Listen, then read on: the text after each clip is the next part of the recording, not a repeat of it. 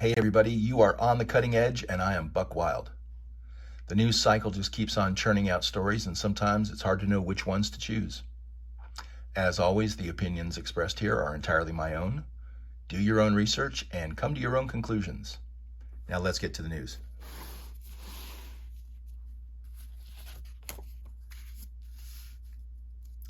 From PJ Media, meet the members of Congress that have been around longer than the chocolate chip cookie. 1938 was the first official appearance of the chocolate chip cookie. Dianne Feinstein, Chuck Grassley, Richard Shelby, and Jim Inhofe are all older than the chocolate chip cookie. There are 5 members of the House, including Maxine Waters, that are also older than the chocolate chip cookie. If senators over the age of 60 were barred from holding office, 71% of them currently serving would be ineligible. Food for thought.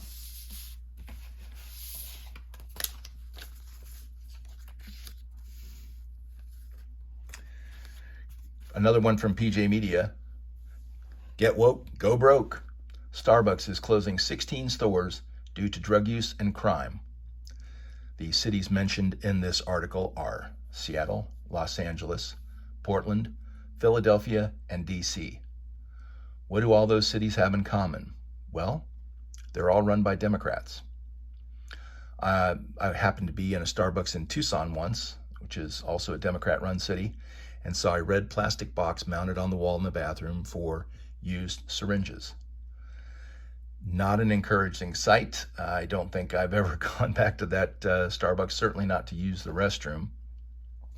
Frankly, when you provide safe spaces for illicit drug use and the people that run the cities are soft on crime, this has a financial consequence, and here it is.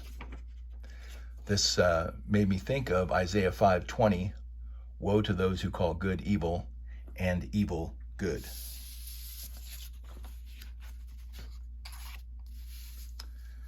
This is from the New York Post, and you've probably already seen or heard of this story already.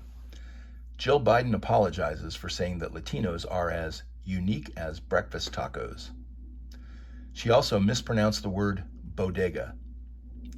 This is the kind of screw-up that I'd expect from Joe Biden or even Kamala Harris.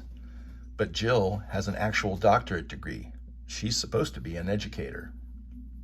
If you're going to be out on the campaign trail for your husband or your party, I think it's probably a good idea if you read over your speech first and make sure that you can correctly pronounce all of the words in it.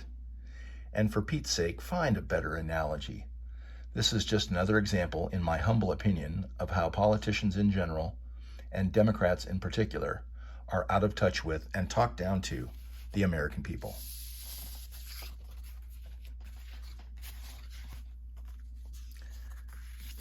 Does everybody remember when President Biden said this?